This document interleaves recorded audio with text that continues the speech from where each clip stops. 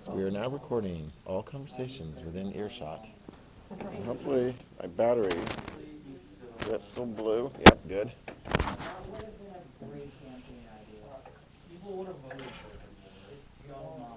Okay, here we go. Good morning, ladies and gentlemen. Have attention, please. All quiet, please. Thank you. Go ahead and have your notes out. We're going to be wrapping up with the rape of Nanking. Wow, fun. And then shifting our attention back to China. Flip to the very back of your packet. The Chinese Civil War we will cover. And there is kind of an overlap because when the Chinese Civil War gets started between two great powers within China, they stopped fighting each other in 1937.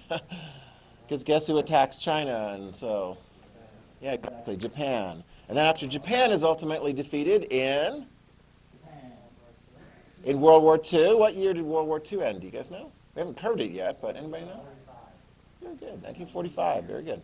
And then after that's over, then the two warring parties in China in the Civil War, they fight each other again. And anybody know who wins? The communists. And who was the leader of the Chinese communists? Mao Zedong, exactly. Right over there in the poster, whatever silk screen thing in the back corner, Mao Zedong in the middle. Yeah, so we'll be talking about Mao. Mao, oh my gosh, yeah. Yeah. What? Why? What are you having to do with math? Mao. Mao.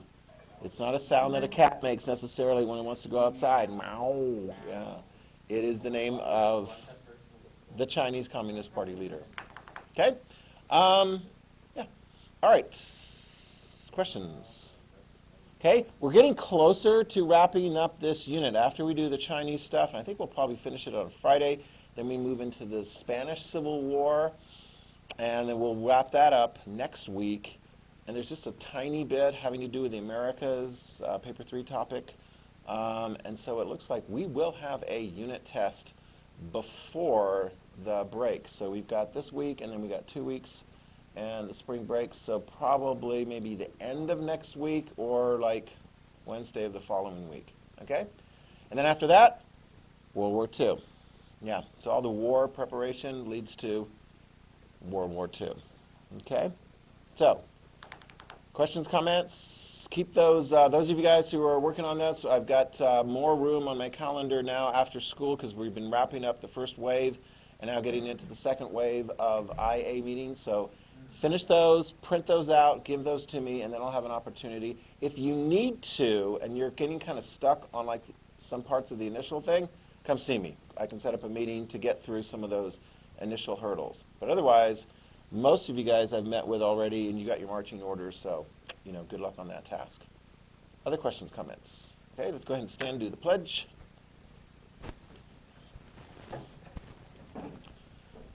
Okay, ready, begin. I pledge allegiance to the flag of the United States of America and to the republic for which it stands, one nation, under God, indivisible, with liberty and justice for all. There you go.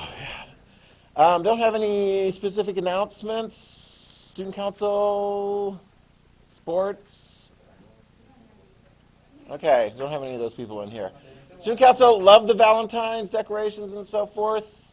That's February. Time to put up some green if we're going to put something up. I don't know, St. Patrick's or, I don't know, what other decorations? You don't like St. Patrick's Day? I like corned beef, yeah. Yeah. Cornbread, it's good, yeah. Corny jokes, yep, there you go. Corn water, what? Okay, all right. Let's go ahead and where we last left off, I think I left you right at the very end of the period with like death, destruction, rape, pillaging, and lots of feelings of, wow, was there reconciliation? Was there justice? No, says Denton, no. And I remember because I had a senior last year who did their IA on the comfort women, sex slaves, that the Japanese had among Koreans. And the question was, I remember the original question was justice done with a Korean comfort woman after World War II.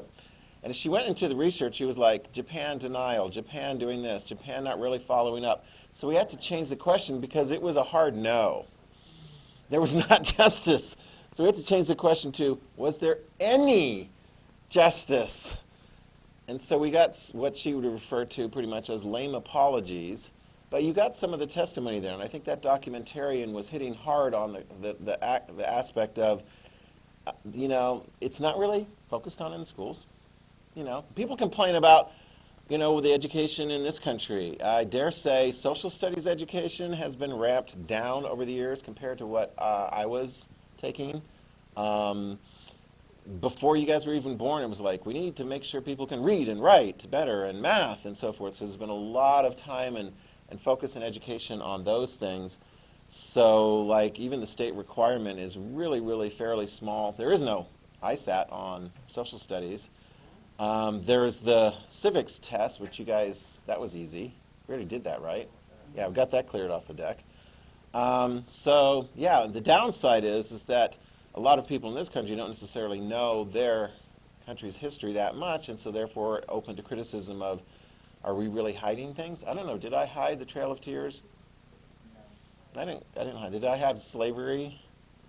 No. Did I go, woohoo, America's great every single time? No. No, it's kind of like, on the contrary, when you're in my classes and so forth, it's like, more grief and anguish and so forth. I suppose we could just do it on like fun, cultural, kinds of things. But that was a complaint about Japan. It was almost like there was sort of like World War II, we got bombed twice by the Americans. Okay. Anything else? So, yeah, needless to say, some folks get pretty irritated, including the Chinese and the Koreans. But if you look at the Chinese government closely, when we get the communists in power, do they teach everything as far as what happened in their country's history? No.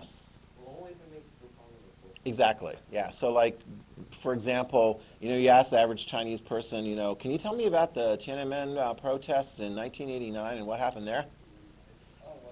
They're like, what? Oh, you mean that time that really dangerous protesters killed some police officers? Yeah, exactly, yeah. So, I mean, it's kind of frustrating, and I feel the frustrations of the documentarian. One thing, though, that is cool, write this down, John Rabe. Make sure this is in your notes. John Rabe, let's go ahead and put this up. John Rabe is the subject of a major motion picture done in Germany, which they've got Steve Buscemi, anyway, the American actor, who's a really, he plays some interesting character roles. And he plays, I believe, an American doctor or a British doctor in this particular movie. But it's about John Rabe. Write it down. He's a German. He's a businessman. He's in Nanking at the time. Okay?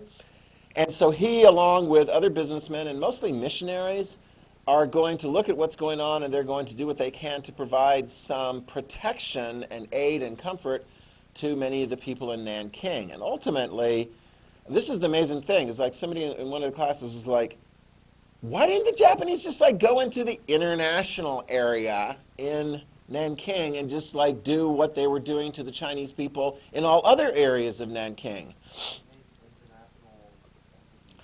I think so. They were just sort of like a little bit sensitive to that. I mean, ultimately, the sad thing is when the word got out, did it really resonate that much? Now, did any country jump into the war against Japan? No. I mean, one of the tricky things that we'll look at the end of the war is the retention of the Emperor Hirohito.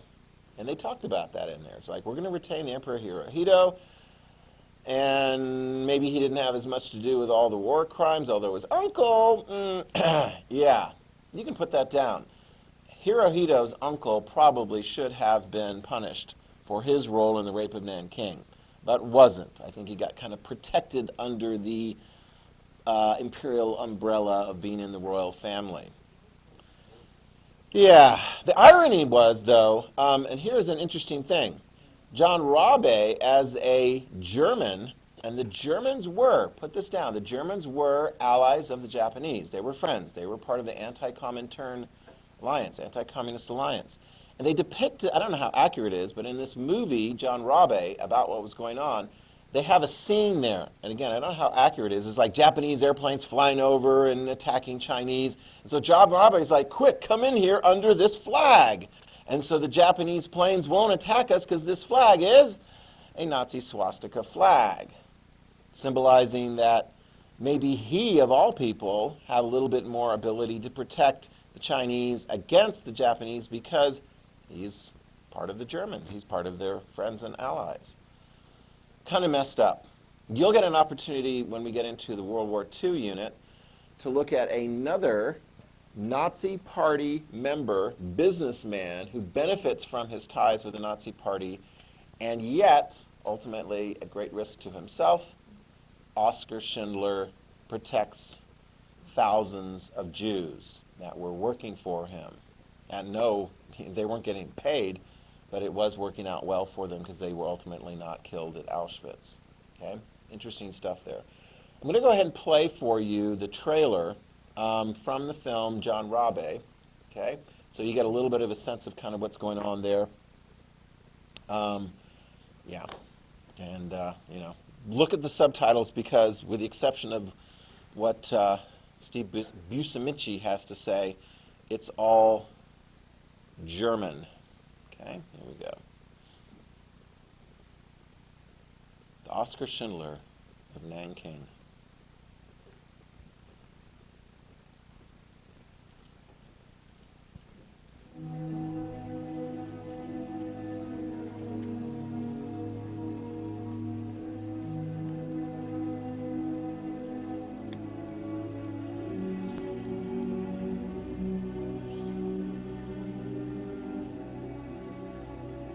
Hundreds of thousands. Geben Sie durch, dass die Japaner in die Stadt eingedrungen sind. Haben Ihnen das gefallen? Irgendjemand muss sich kümmern. Irgendjemand vielleicht, aber nicht du. Soll ich zusehen, wie die zu Tode gebracht werden?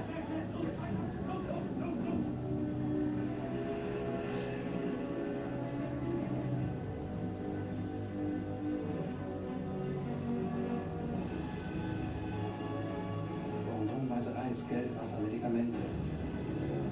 Ich kann das bewirken, ich kann das machen.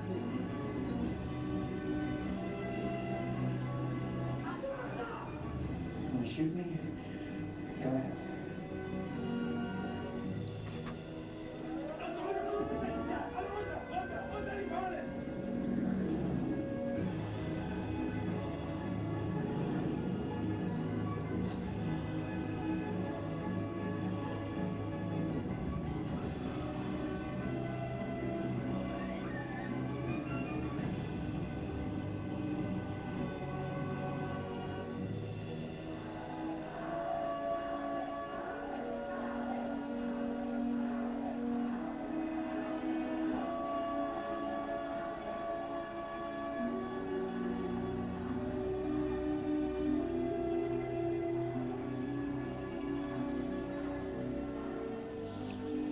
Lots of drama in history. Sometimes you don't have to add too much creative license to tell the story of what is going on here. China. There we go. China. Okay. Who lives in China? You've been there, right? Where have you been? Which provinces? Inner Mongolia. Okay, that's right. Yeah, so just south of Mongolia and so forth. This is interesting because Inner Mongolia actually includes some of the area that is known as Manchuria. Okay? Write this down. The last dynasty, the last imperial dynasty of China was from Manchuria. Okay? Or as the Japanese called it when they took it over, Manchukuo. And who was the last emperor who was kicked out as a little kid, and then later the Japanese were like, hey, would you like to be an emperor, a puppet emperor for us in Manchuria, Manchukuo? It's got 4 letters. Pu Yi. Remember Pu Yi? Yeah, Pu Yi. God, talk about somebody being bounced around in history. Little Pu Yi. It's like he becomes emperor when he's a child, And the imperial power, write this down, the imperial power of China was weak. It was sickeningly, disgustingly weak. He was the emperor of a country that was not industrialized, that was broken apart, fractioned, and of course it fell apart ultimately during his time. Was he at fault? No. Okay? Did he make a bad decision when he agreed to be the puppet dictator for the Japanese? I don't know. Did he have any power? No. Was he punished by the Chinese communists when they came to power? Yes. Did they let him live? Yes. What did he do for the rest of his life? He gardened. Yes, he did.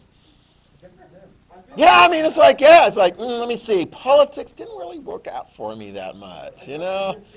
Yeah, I had a nice childhood. I could boss people around all the time. Yeah, but here we go. China, okay? Yeah, it's like, what area, if you went to China today, what area would they be most sensitive watching you, what you were up to? Beijing, the capital city, especially when you get to Tiananmen Square. If you're in all the shopping areas, because I've been there, in the shopping areas they could care less. But if you go to Tiananmen Square and so forth, they keep a close eye on you because that's a political protest area.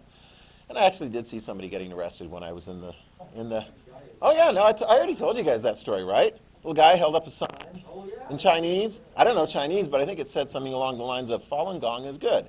Falun Gong was a religious group that was being persecuted at the time, still is, in China. So they arrested him immediately. Yeah, it was messed up. I would say Xinjiang, where they're doing a lot of construction of re-education camps for the Uyghur people, Muslims.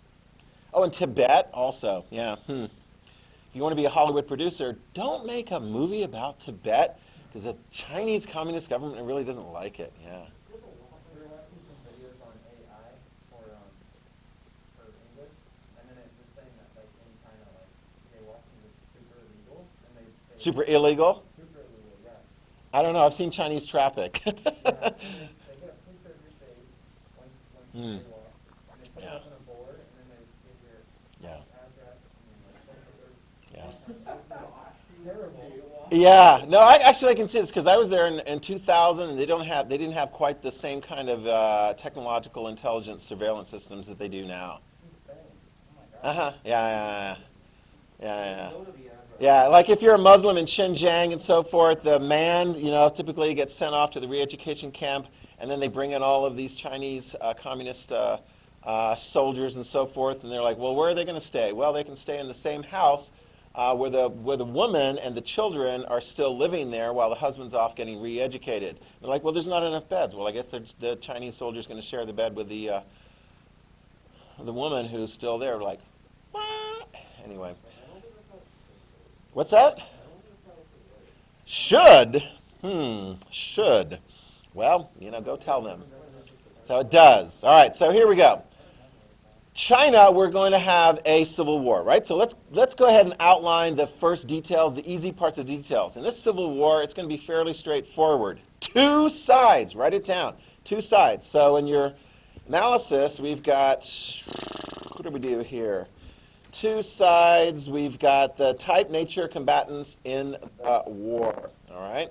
So let's look at the type, nature, and combatants in the war. Need to get that. I did this last time. It's like, where exactly do we have the Canadian? There we go. This is what we're looking for. Okay. This is a civil war, obviously. There's a lot of guerrilla fighting going on. There's a lot of total war aspect in this particular fight. Who are going to be the two main groups? Let's start with the nationalists first, okay, and then we'll get to the communists, okay? The nationalists, all right? The nationalists, also referred to as the Kuomintang, or KMT, Kuomintang with a K. Although, as we saw, like Peking became Beijing, Nanking became Nanjing, Kuomintang, we look at it now and go, it's more accurately pronounced Guomindang, whatever. It's KMT. We'll call them the nationalists. Okay? And who is going to be the most important leader of the nationalists? Ultimately, this man right here, Chiang Kai-shek. Okay? Just to give you a reference, when the war with Japan started, Chiang Kai-shek and his armies were the ones that were most responsible for trying to fend off the Japanese. How successful were they? Not very successful in many campaigns. They lost Shanghai, they lost Beijing, they lost Nanking. Yeah, they ultimately had to move their capital city and their forces kind of wept deep into mainland China. Chiang Kai-shek, all right? What do we know about the nationalists? Let's go ahead and describe them. They favor tradition, okay? Traditional Chinese values. They're not in favor of an empire, but you can't really call them like super pro-democracy. In fact, don't call them super pro-democracy. When he is in power, he's going to be referred to most often as the generalissimo, which is sort of one step up from general. Generalissimo. So kind of like a dictator of his country, okay? But again, favoring traditional Chinese values. Like, so as far as like religion is concerned, they favor the religious values of China, which are predominantly, what's the predominant religion of China? Anybody know? Buddhism, very good. Buddhism. And mixed in with that, anybody who watches the cartoon version of Mulan will know the Eddie Murphy character, Mushu. What is he all about? Making sure he's connected with and communicating with? Very good. Ancestor worship. Ancestor worship. Yeah, it's all about that. Reverence for and care for the memories and spirits and so forth of your ancestors. Okay, you're like, all right, so those guys are in favor. I mean, like, who's against that? Who could be against Mushu? Well, I tell you what, Mushu's not in the new version of Mulan, is he? He got left out. Was that just sort of like, it makes you angry?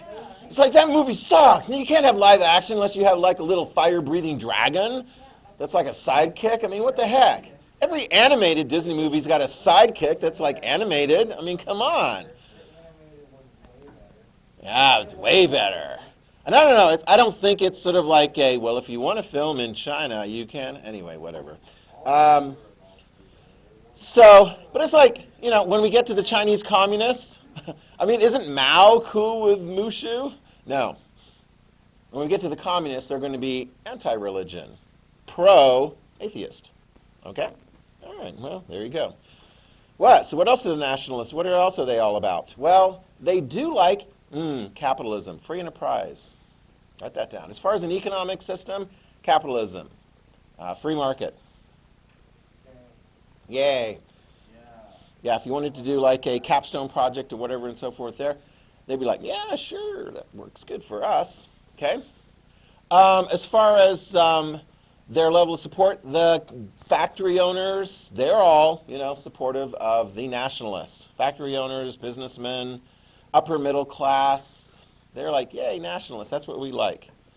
Okay? Now, keep in mind, make sure you write this down, because as we go into the last century, China's got a lot of manufacturing, but it's kind of like old school manufacturing. It's like, hey, let's make a whole bunch of things that we've been selling for hundreds of years that bring China lots of money. Ceramics. I mean, it's called China for a good reason. Beautiful, wonderful ceramics, but you don't have to necessarily have like high iron content, you know, industrial factories to make those kinds of things. Silk production is another main export for China over the years. But make sure you put this down. As we go into the last century, the 20th century, not much industrial production, and that's going to make China fairly weak. We've already seen that. I mean, like, why do so many countries have such an easy time beating up China in the 1800s and into the 1900s?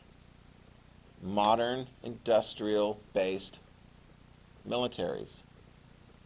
Whereas the Chinese, literally, you could call the Chinese Navy, made out of wood, junk. Actually, that is the name for the boats. Yeah, sails on wood. Yeah, so you have some of those go up against like a British warship or a Japanese warship. Yeah. Yeah. Yeah. That's why it's kind of like when you look at Chinese history, you're like, oh man, they had so much going for it. Just let it be a lesson to you. If you have 2 or 3 good years, don't just sit on that and stop developing. China had like 2 or 3 or 4 or 5 centuries that worked really well. But you know what? The rest of the world, Europe, the United States, Japan, caught up to it. and surpassed it. But nevertheless, to the extent that factories and so forth, businesses, they support the nationalists. Who else likes the nationalists? Large landowners. Write that down. Landowners. They like the nationalists. Okay? Because they're all about, well, it's my property. I can grow things on it and so forth. That works really well. Okay? Will they get, during these civil wars, will they get outside help? Now, there's a mixed answer on that. I don't want you to write this down. There's a mixed answer on it. In the early stages, not so much. And I'll explain that. Outside powers, European powers, the United States, they're not all excited about the nationalists in the early stages because the nationalists are trying to change the way things are going in China and replace, as we'll see, local warlords who have good deals with outside powers. But put this down. Eventually, when the nationalists are in power and fighting off the communists, you better believe Western powers are going to support the nationalists. In fact, the last phase of the Chinese Civil War, write it down, from 1946 to 1949, guess which superpower is going to be giving support to the nationalists? Woo! The United States of America. We're a different country after World War II. From 46 to 49, that's going to be the final stages of the Chinese Civil War. We're like, yeah, we beat the Japanese in World War II. We beat the Germans in World War II. Woo, we're the United States of America. If we support you in your latter stages of the Chinese Civil War, you're going to win. And they lose. You can write this down. The Chinese Civil War is lost ultimately by the nationalists. In fact, let's go to the map again. All of these provinces of China, and the United States government says, this is China. And China says, this is China. But there's one province that the nationalists will remain in still even today. It is not under the control of the communists.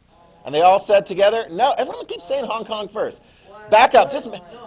Now, we'll just say this about Hong Kong. If you go to Guangdong province here in the south, right, so it's a very highly populated area with capitalism. Right on the coast there is Hong Kong. Hong Kong was a piece of territory that the British, after they beat up the Chinese twice, they're like, yeah, we're going to go ahead and give ourselves a 99-year lease. It's ours for 99 years. And the British had Hong Kong. When did the lease run out? 1997. Yeah. So if you're in Hong Kong, you're like, let's see, the British rule has actually been not so bad because the British, not only did they help with capitalism and make Hong Kong very prosperous, the British also introduced free speech and democracy, and so really it was kind of like a self-running entity. How's that going to change when the Chinese communists take over? Well, the Chinese communists promise it will be one country, two systems. That was the promise initially.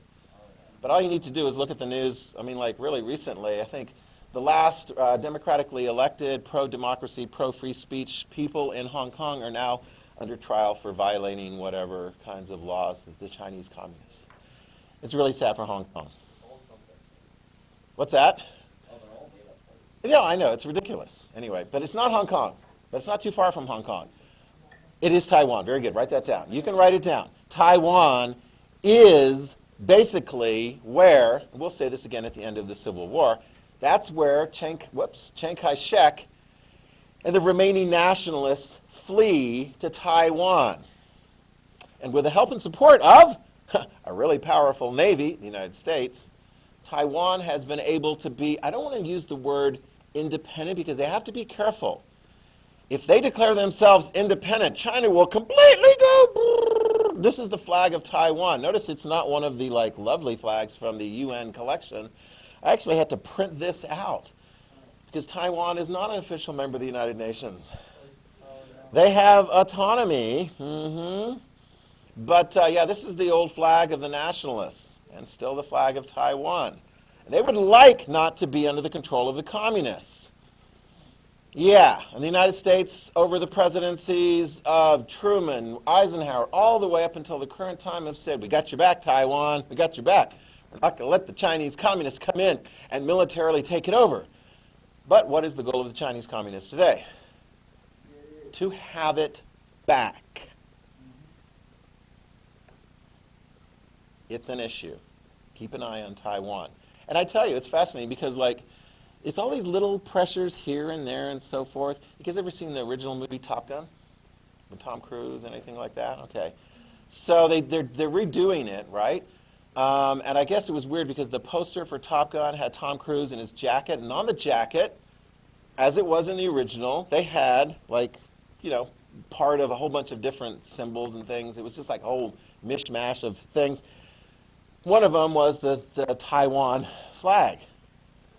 And some people noticed very quickly because China's like, really, you want to market your new movie in China? Because you can make a lot of money marketing your new movie in China. But mysteriously, not so much, that emblem disappeared from the poster for the new Top Gun movie.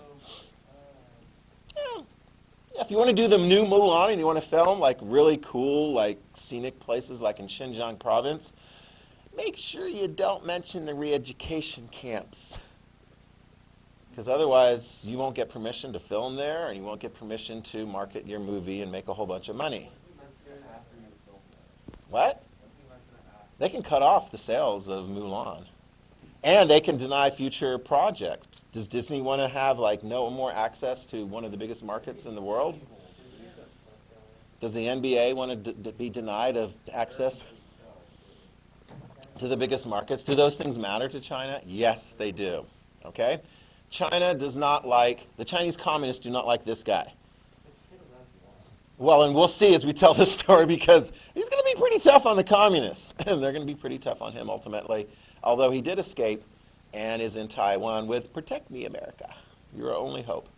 And we have been. Will that continue in your lifetime? Interesting question. Is Communist China a stronger player in the world now than they were when they first came into existence in 1949? All right. So, the West helps the nationalists, but only really toward the end. Here's the other side, the communists. Write it down. The communists are the other side in the Chinese Civil War. The communists. And they are led by predominantly Mao Zedong. Right here. Mao Zedong. Although, make sure you have this. In the initial stages of this, you have a number of different players, leaders in the Chinese Communist Party. By the time things really kick into gear in the Civil War, we'll see that Mao is going to be pretty much the undisputed leader. And so when China becomes communist, all but the one province, in 1949, Mao is going to be the leader. Okay? This guy, Zhou Enlai, he's no small potatoes. Okay? And if you look over at the silk screen that I have over here on the wall, we got Mao in the middle, and he will be the undisputed leader of China until he dies. You can write this down, 1976. Zhou Enlai will be like his number 2 guy. Everyone looks to Zhou. But Zhou's smart enough to never get into a public argument with Mao Zedong. Because Mao Zedong's like, I don't argue with people. Isn't that kind of, is that comforting or scary? I'm not going to argue with you. And you're like, oh no, they're not going to argue with me. I'll have other people have struggle meetings. You're like, what the heck is a struggle meeting? You have no idea. When we get into struggle meetings, that you do not want to have a struggle meeting. Because usually the posture of a person having a struggle meeting against them is like this. And then eventually they may be lying on the floor beaten by the crowd. After the crowd has had hours, days to just chew that person out publicly. Anyway, yeah, so Zhou Enlai, he survives. He actually dies in 1976. Just to give you a sense here, look at the guy on the far right. I've mentioned him a number of times, Deng Xiaoping. He's an early communist like these guys, but he's a survivor. He actually will be around after Mao dies, and he will take over control of the Chinese communists. And, you guys remember? Deng Xiaoping, the shorter guy in the far right there, Deng is the one who says something clever like, doesn't matter whether a cat is black or white, as long as it catches mice, it's a good cat. Which is a really cool Chinese proverb having to do with what? Exactly. Economics. Put this down. Mao Zedong is anti-capitalism, anti-free market. He is much more in line with traditional Marxism. Karl Marx, Lenin, and Mao, they don't like capitalism. They're like, who should have the benefit of all the work? The workers, or the Communist Party in charge of making sure that the workers' rights are being advocated. So it's Deng Xiaoping, when he comes in, he'll reintroduce capitalism into China. But he won't call it that, because capitalism is bad. So you call it socialism with Chinese characteristics. But that all happens well after Mao, okay? Socialism with Chinese characteristics, i.e. capitalism, because it works. I mean, hello, as far as like producing the most wealth for a country, it tends to work. Give people incentives to work real hard so that they can keep some of it for themselves, okay? The Chinese Communist Party, also called the CCP, all right, so you got that. What do we know about the Chinese Communist Party? Let me see. They are not traditionalists, so they're against tradition. Anti-religion, anti-Buddhist, family veneration, ancestor veneration, okay? They don't like those guys. Who supports the communists in China then? Poor people. Write that down. Very good. Poor people. The communists support the communists. Really, that's helpful. Thank you very much. Poor people. In the city, the original communists, write this down. The original communists are going to be factory workers, just like we saw in Russia. The original communists are factory workers. Now you're looking at them like, well, that's not that many, because there's not masses and masses of factories at that point in China. But that's going to be the original basis. Put this down. Eventually it will spread. And the real basis of support for Chinese communism is going to be the poor people in the countryside. Poor, landless peasants. Got that? And so don't be surprised when the Chinese communists, when they win, they take the land away from the wealthy landowners and redistribute it to the poor peasants.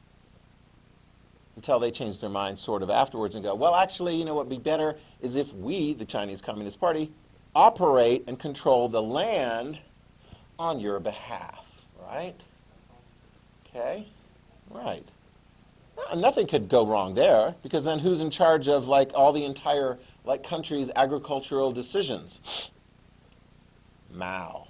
I mean, like, what could go wrong there? When one guy is in charge of like your country's entire like agricultural decisions and economic decisions. It's called the Great Leap Forward. It'll happen in the late 50s and early 60s, and it'll lead to man-made famine, killing, about 30 million people dead. But by that point, I mean, it's kind of like, don't go to Mao and tell him, your plan is stupid. Because then you'll be struggled with, and it just really won't work out for you very well. Okay? So, put this down. What outside country is going to support Chinese communists? Oh, that was easy. Go ahead, write that down. Soviet Union. Yeah. I mean, it's a new country in these stages, and the Soviet Union doesn't have any friends outside, but they're going to look over to China and go, let's help these guys out in as many ways as we possibly can. Okay? The Soviet Union. All right, now, let's back it up. Origins and causes. The long-term cause, of course, is, let's go back to here. The long-term cause is the last dynasty, the Qing dynasty. And you're like, how do you spell Qing dynasty? Well, it starts with a Q. Because when we take Chinese words and we put them into the English alphabet, we use the consonants that we hardly ever use at all. Q, which we know if it's got a U next to it, it sounds like queen or quiz. But if you put an I next to it, it's sh. I don't know, whatever. Sh. I mean, you could just go SH. In the original things, you had a lot of SH, but then when they redid things and so forth with all the letters, instead of Peking, it became Beijing and so forth. And the Q's and the X's get used a lot. So if you see XI, that's the part of the name of the leader in China. How do you pronounce that? Xi. And QING, the last dynasty, the Manchu dynasty, it's also known as the Qing dynasty. QING, Qing dynasty. It just helps you. So if you're ever going to be in a situation you want to sound smart and you're reading off some Chinese stuff, you see the Q or you see the X and just go shh. And you're probably going to be right. Okay? So like where the terracotta soldiers, have you ever seen images of the terracotta soldiers from like the early empires and so forth? That's in a city in China called Xi'an, Xian. Okay? So Puyi is the last emperor, in a sense, even before he becomes into an adult. He is overthrown in 1911. Write that down. The last emperor falls in 1911. And what will be set up ostensibly in its place? A republic. No emperor. You have, like, ostensibly a republic, sort of a democracy, but it's not really. What it really is, write this down, 1911, what really is what actually had been taking place even until that time. Make sure you write this down. The end of the dynasty, and in 1911 officially, you have power dispersed throughout China. You're like, what are you talking about? Depending on which region you were in, the most important person is a local warlord. Write it down. So you have a whole bunch of local warlords in power in various different places in China. Okay? And key thing, a lot of the people supporting those local warlords are outside countries. The British, the French, the Japanese, the Americans. They support local warlords in various areas of China, and those local warlords give them special access to special deals and so forth. I mean, literally, you could have areas and cities that are like off limits for the Chinese government. Who's in charge of those areas? Whatever country, international community. I mean, so they were used to that in Nanking, that there was an area that was like out of bounds for Chinese authorities. The Japanese respected it too. Okay? So, were the Chinese happy about this new arrangement? Write this down. Most Chinese hated it. They hated being second-class citizens in their own country. They hated the fact that the emperor in the 1800s couldn't do anything, and they kept getting beat up by outside powers. Oh, and also, outside powers like the British are like, well, you know, we're buying too much Chinese products. We need to sell the Chinese something. What could we sell the Chinese? Exactly, yeah. The British win opium wars, and as a result, they beat up the Chinese, and they were able to sell opium to the population and get like 2% of the population addicted. Disgusting. So, who is going to lead up the initial effort to kick the foreigners out and to beat the warlords? Answer, Sun Yat-sen. Sun Yat-sen. Sometimes he's referred to as like the George Washington of China. He is officially a nationalist. Although the communists kind of like him.